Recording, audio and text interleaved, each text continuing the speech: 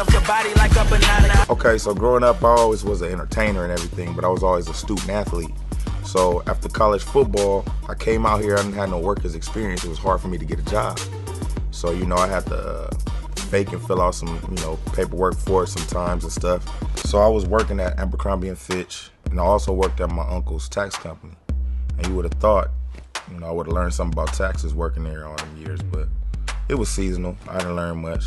And the whole time I was working at Abercrombie, I was trying to get fired on purpose because I just needed the money for gas. So I don't really have any formal training on like the music business, how to get into it, how to get in the right rooms with people, so I kind of just jumped right into it. It was the era of MySpace. So whenever I would look up credits in the album, I'll look up who the writer was or whatever. Found a couple writers, moved back out here from college, said, look, screw the NFL. I met these guys in the studio. One guy ended up writing for Rihanna and Chris Brown, and his name was Andre Merritt. I found Andre Merritt online. He introduced me to Chris Brown. He had wrote for Rihanna and people like that, so I was like, man, teach me how to get in this music game. Teach me how to, really figure out how to, put this talent that I like to do naturally and get paid for it. Also, I met Chris Brown through my frat brother who was a crumb dancer named Big Mijo. At the time, it took like 2 years to really actually get music done because I was just a guy hanging in the background, just kind of trying to make the vibe come together. I just remember finally actually doing a song with Chris Brown after hanging around him for like a whole year and not doing a song. Finally got some work done, so I was like, this is it. It's actually gonna work for me. Told the people at my job, they didn't believe me. So I stopped showing up to work. Once I finally made an actual song with a legit artist, I was like, this is it. I don't gotta work at this tax company. I don't gotta work at Abercrombie. I was tired of sleeping on my mom's couch. I remember just going in and letting my uncle know, and he was like, it's cool. He supported everything. I let him know at Abercrombie, I'm finna go pursue my career, this and that. And they was like, you'll be back, Kev. Like, we don't believe, they just didn't believe me. They really thought it was a joke. Like, as soon as it came on 106 in Park, you know where I went. I had to go right back to the mall and say, how y'all doing? Yeah, it's me. Chris Brown called me and like, look, this song is going real good. We about to do the video. I only got a check for $10,000 at that time. So you know what I did with that? I spent that up in no day. Tried to get a whip, some dumb shit. But when I finally got a check from Deuces that was over 6 figures, I opened that mug up. It was like, I got the mail like I always used to. I used to write songs in my grandmother's driveway. I'm sitting in my auntie's Jaguar because I didn't have my own car at the time.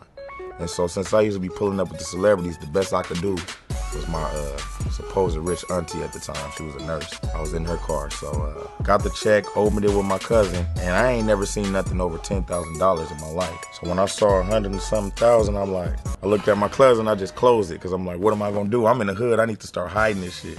Immediately, I got scared.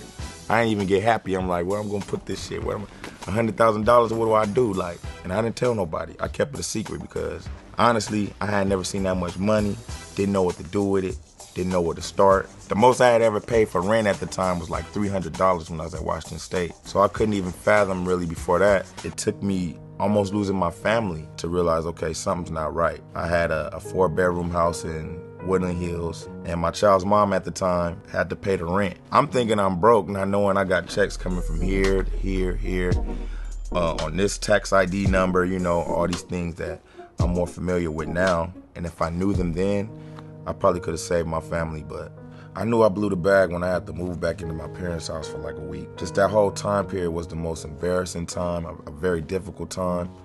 And it was a time where I really had like a mental breakdown, like under all the pressure. And it was really funny to me when people talk about supporting people in mental health issues and things of that nature. And it's like, even though I exhibited those behaviors, people never really reached out to try to help. I was on Shade Room and all of my business was out in this Front Street. It made it even harder on my mental and just I almost crumbled to the pressure. And then I don't know what it was, but one of them royalty checks came in again. Praise the Lord. Another little $10,000 or something just to get me back started. I got me an apartment, then I lost that apartment. I was back on my grandmother's couch again. And that's when I thought it was really over. I had to really sit back and say, okay, well, where's the money coming from? Like, how do I get paid? What is this this quarterly thing? Like, how do I manage that to where I could survive? How do I get health care? I have a toothache and I need to go get work done. How do I get this stuff done? So I just started learning how to take care of yourself. When you come from being a football player or a jock, as they say, you get addicted to attention. You get a high off of that fan and that crowd, cheering for you and stuff. So then once you leave that, you start chasing that high. Once you get it in music, once you get your first hit, why do you think they call it a first hit? It's like that first hit. You get addicted.